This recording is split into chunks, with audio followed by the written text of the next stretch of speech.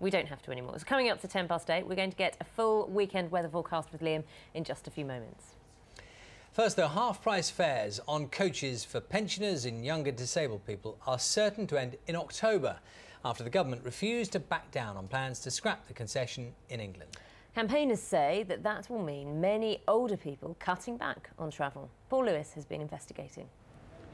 This coach station at Victoria in London is the busiest in Britain. 30,000 people a day pass through here, many of them on reduced fares, but not for much longer.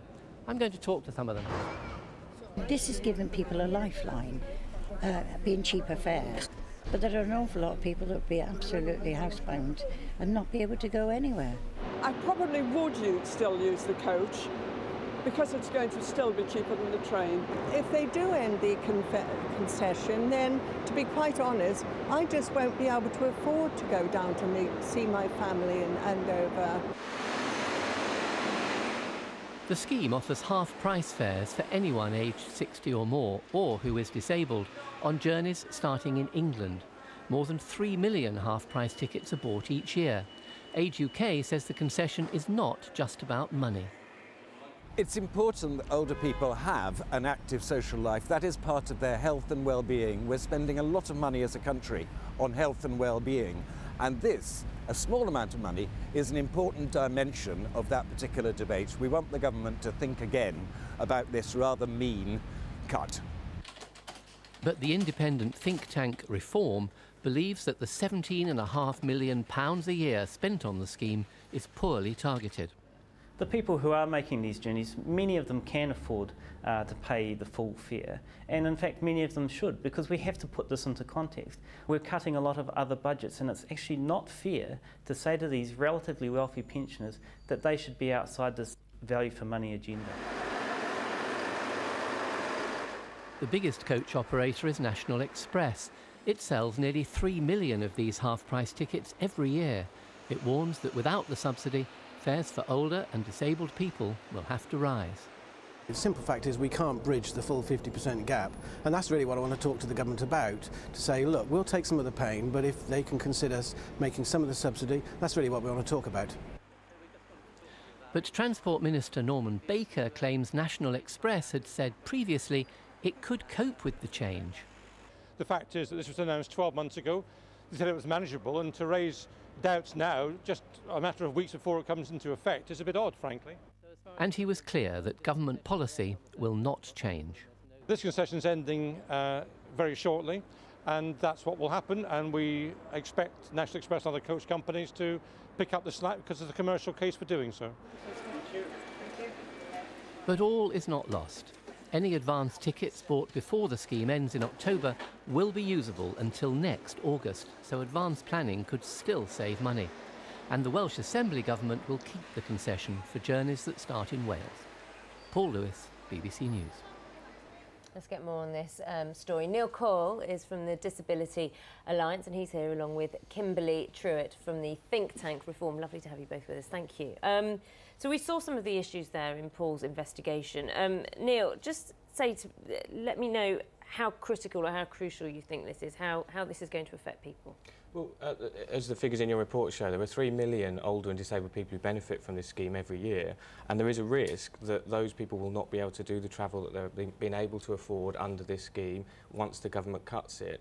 There's a bigger issue here around the fact that the government didn't consider the impact on these disabled and older people before they took a decision to end this. So there'll be disabled students unable to get back to university between term times, if you like, older family members not able to come and look after children, or disabled children for that matter.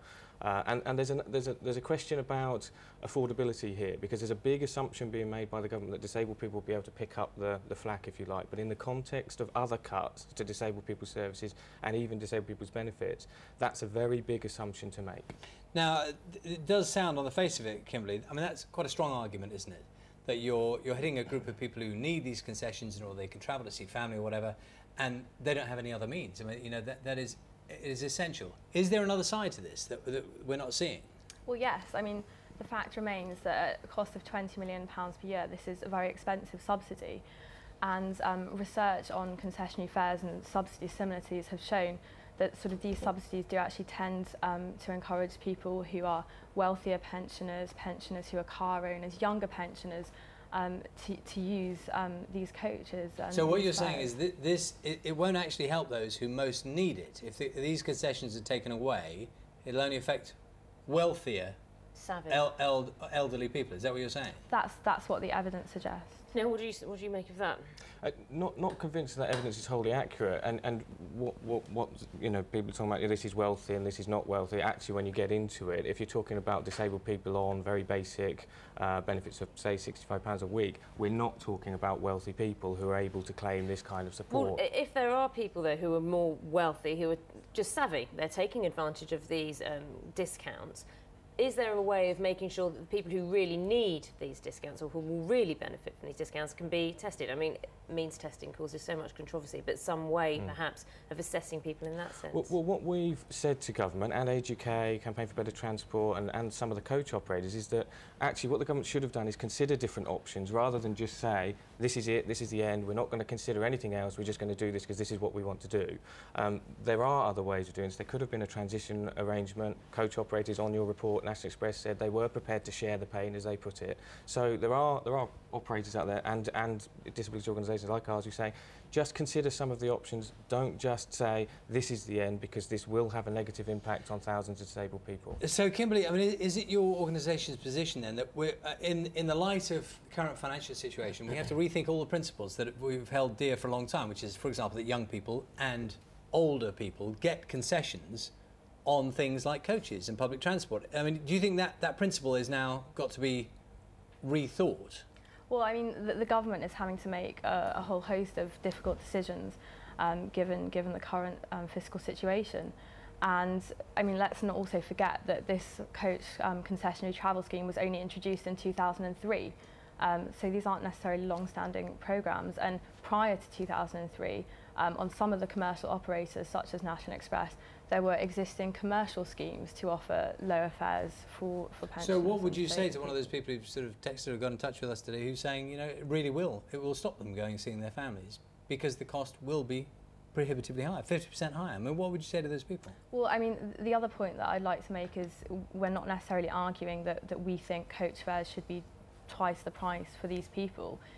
If it's a question of looking at why fares are unaffordable, there are many other factors that you have to take into account in the wider business environment. So why are fares sort of high on these coaches? Well, the companies have to face labour costs, there's the cost of regulation and all these kinds of other things in the wider business environment that can be driving up the cost of those fares. OK.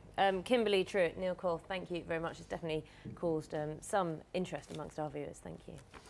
Time now, 17 minutes past 8. A reminder by headlines this morning. Police now believe